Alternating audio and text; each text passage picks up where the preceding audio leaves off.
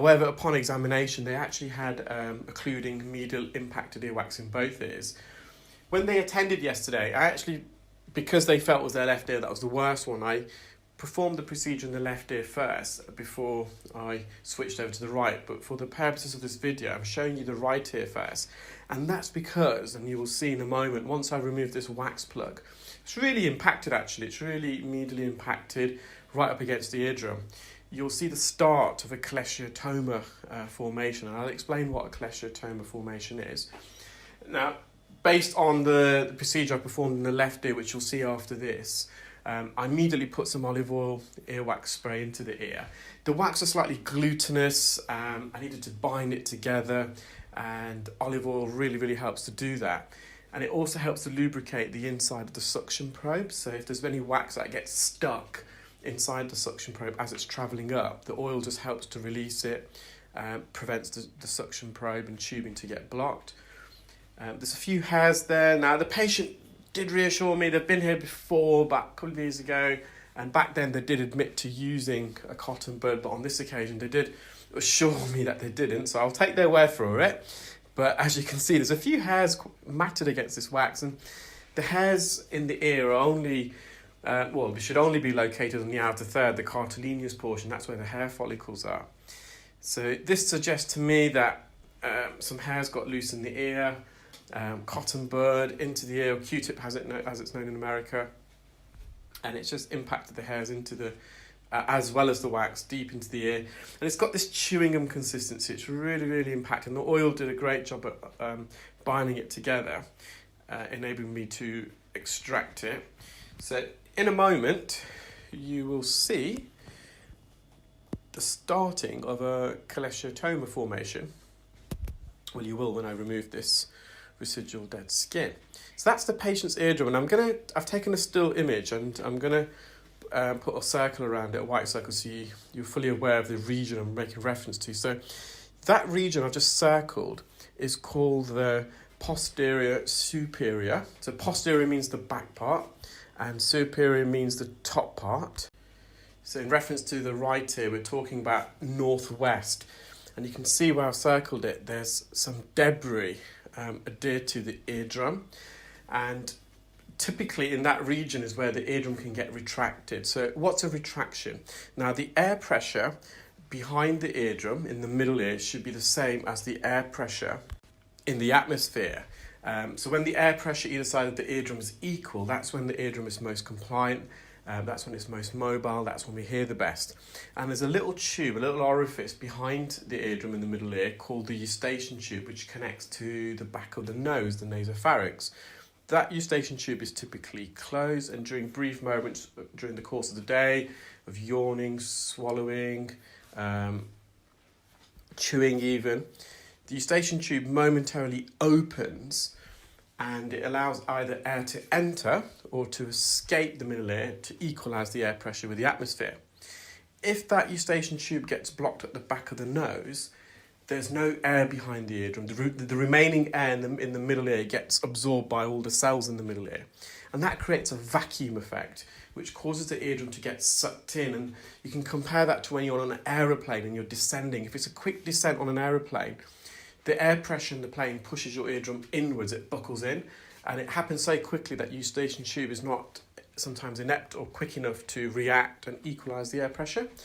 Now, the top part of the eardrum here is called the pars flaccida. It's a bit thinner, a bit more flaccid compared to the main body of the eardrum. We call that the pars tensor. That's more turgid and a bit more robust. And because the top part of the eardrum's a bit thinner, it gets sucked in a lot easier with the vacuum effect, and that creates a pocket, and you'll see that pocket in a minute. Once I remove this, it's really visible. Now, the ear canal and the eardrum, the outer layer of the eardrum anyway, is made up, it consists of this thin layer of skin, an epithelial layer of skin. And as that skin dies and sheds, it migrates sideways out of the ear, and it naturally cleanses the ear. It's like a conveyor belt motion. However, when you've got a retraction pocket like that, you can see it's quite deep. And in a moment, I'm going to zoom in, and I'm going to circle it. Skin, dead skin that tries to shed and migrate out the ear gets trapped into that pocket. and it gets trapped, and that skin can then builds up, and that skin can get infected. And when that skin gets infected, it's called a cholesteatoma. And that cholesteatoma can get bigger and bigger. It can grow inwards into the middle ear. It can go upwards towards the brain. It can go sideways into the mastoid cavity atrium. And it can be life-threatening if untreated. Now, I've removed the embedded keratin within that retraction pocket. You can just see how retracted it is. But where I've just annotated there, where I've just circled it, you can see there's some more freshly shedded dead skin. It's more white in appearance, and it's actually migrated upwards inside the retraction pocket, and it's behind that epithelial layer of skin. Now, we've removed that keratin that was trapped, and sometimes that keratin is really, really rock solid and it's impossible to remove, and it needs to be surgically removed. But that, fortunately for us, that keratin's a bit soft. I managed to get the fine end gauge into that. But that white keratin that's migrating upwards, that's quite difficult to remove because it's almost hidden away. There was a bit hanging at the bottom, but the fine end gauge that we use, gauge 18, it's just too big to do the job, and it can be very uncomfortable for the patient because we're making direct contact with the pars lucida. So I've got no immediate great concerns of a cholesteatoma formation. However, I have requested the patient GP to refer them to see an ENT doctor because it's going to be very likely, unless the eardrum can unblock itself and the eardrum can pop itself out, which we've given some treatments for the patient to help them do that. The Otavent nasal balloon, some nasal decongestion sprays to unblock the eustachian tube.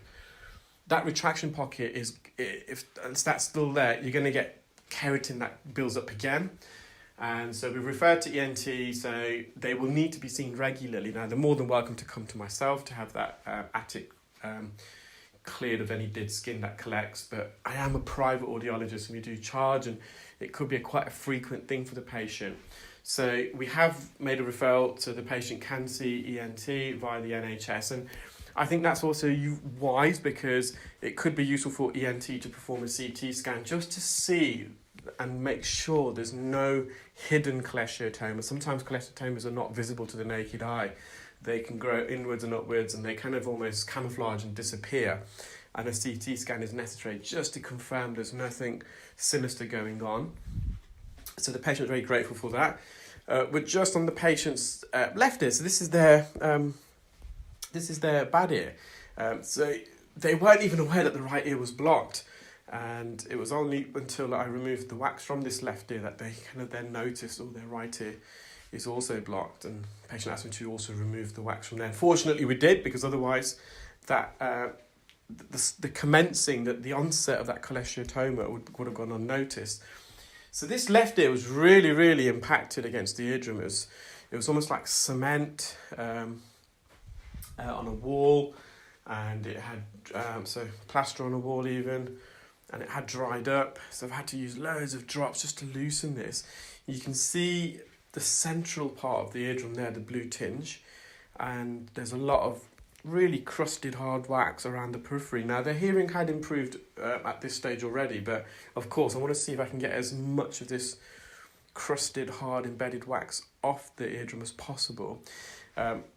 Just a bit of a spoiler alert, I'm not going to remove all of it, and so it's not always possible, but you will see it. I made a good attempt and I removed the majority, and any remnants that are remaining, any residual hardened wax on the eardrum was non-significant, and it wasn't going to affect the hearing. So that's quite important for clinical ear care specialists to understand when we train our clinical ear care specialists. We do advise that the objective is not to remove every little last speck of wax.